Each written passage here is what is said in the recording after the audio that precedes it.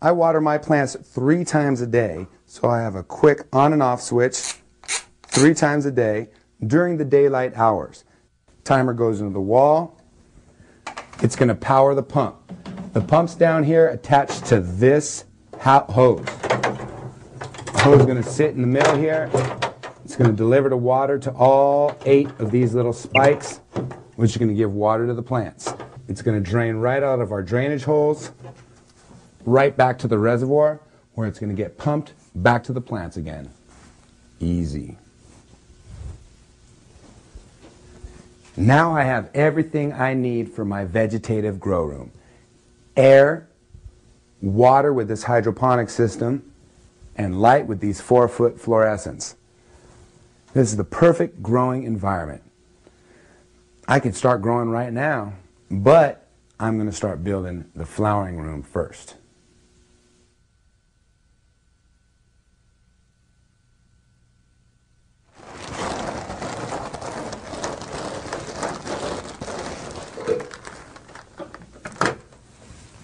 Now I'm going to begin construction of the flowering room. First, I'm going to need to bring in some electricity.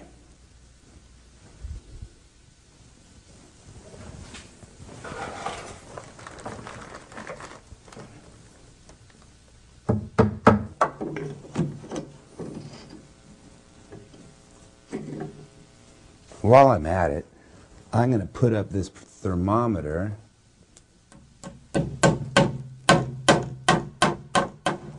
right here, because temperature is so important. I always have to know what's going on.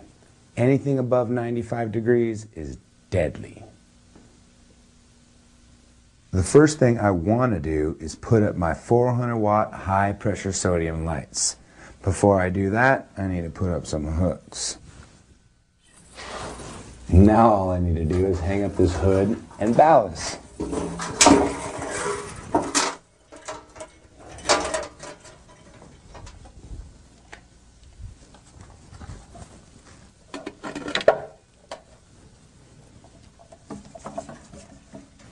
Now that my hood and my ballast are in place, I'm going to take this 430 watt high pressure sodium with blue spectrum, and I'm going to make sure that there's no fingerprint oil on the bulb. If there is, it'll burn the bulb out immediately, explode. Ugly. I'm going to come right up here and screw it in.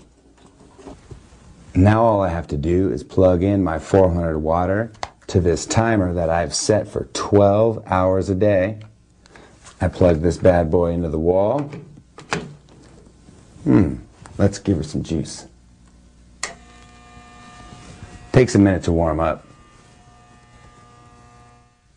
Because my flowering room is enclosed, I really need to focus on air movement. With the buds in here that I'm going to have, they can mold or fungus up in a matter of days if I don't have a lot of free moving air. So along with this oscillating fan, I also use a squirrel cage fan. Squirrel cages are great at pulling air. So what I do is hang this in the middle of my room, and I attach this 4-inch dryer hose to the end of it, and then I attach the end of my dryer hose to a vent leading outside. I hang it with some bungees, and I've already placed some screws above me.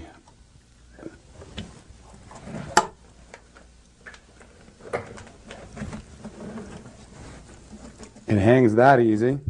I need to plug it in.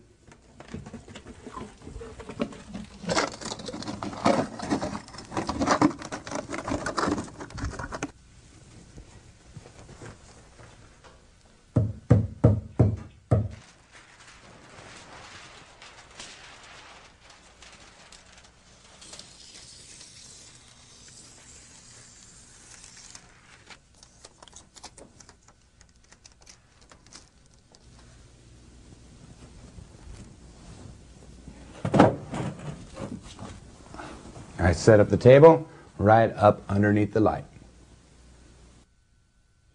I've constructed a drip irrigation hydroponic system here in my vegetative grow room, in contrast to the ebb and flow hydroponic system I want to build for my flowering room.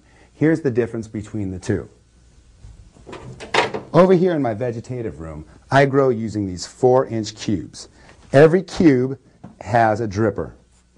3 times a day the pump turns on and the plants get fed. In contrast to the ebb and flow system, which is a planter that is filled with water 3 times a day, the root bowl is inside these little orchid potting pellets, and the water is drained right back here into the reservoir. Now I'm going to put together my ebb and flow hydroponic system for my flowering room. I've got all the parts I need to put this thing and make it in tip-top working order. I have 2 black vinyl hoses, just like I used for the other one, 5/8 outer diameter and a 1/2 inch inner diameter, and they're about 3 feet long. I have a pump that'll fit onto the black tubing, timer, aquarium silicone, 3 1-inch nozzles, some screen,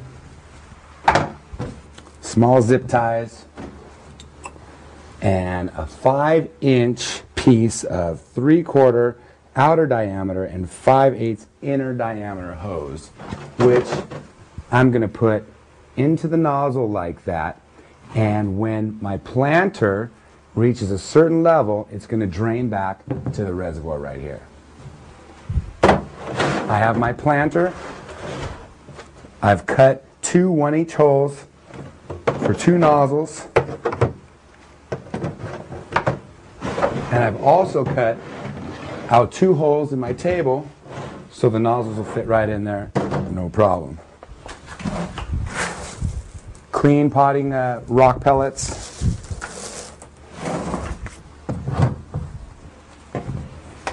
And a 20-gallon plastic tub. I'm going to drill one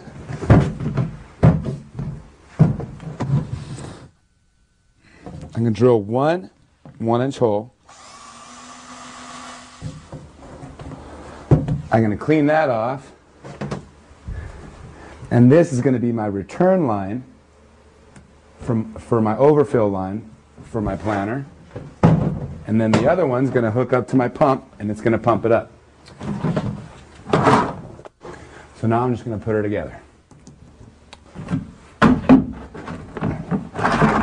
I'm loading the corners up with aquarium silicone, and I'm screwing in my 1-inch little nozzle.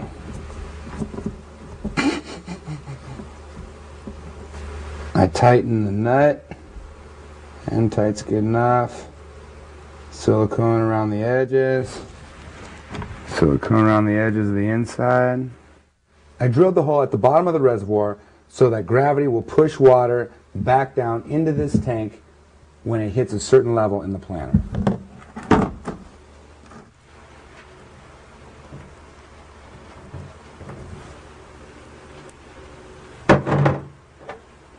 What I'm doing here is screwing in my 1-inch nozzles into my planter box. One hole is going to be my exit hole for water, and one hole is going to be my entrance hole for water